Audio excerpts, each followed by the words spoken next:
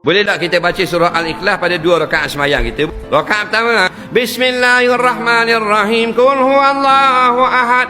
Sampai habislah. Rakaat kedua pula, Qul huwallahu ahad. Sama baca. Warna gitu. Boleh, tak ada masalah. Satu hari orang kampung mari jumpa Nabi.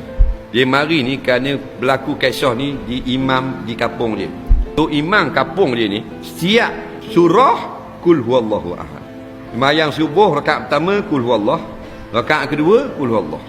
Sembahyang maghrib Qul huwallah, rakaat kedua Qul huwallah. Sembahyang Jumaat Qul huwallah juga 2 rakaat. Sembahyang raya Qul huwallah juga. Orang panggil tu imam kulhu. Jadi beberapa orang jemaah tak puas hati, lalu pergi jumpa Nabi nak buat pengaduan di bandar Madinah. Siapa? Nabi kata, ada apa hal? Kami ada masalah besar di kampung kami.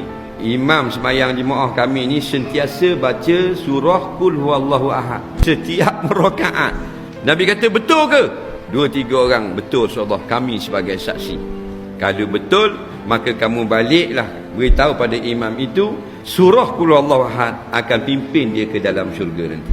Balik bodoh ramai-ramai. Kau peling. Nabi marah tak? Tak ada. Nabi kata pergi pesan ketua imam, surah tu akan pimpin dia masuk syurga nanti.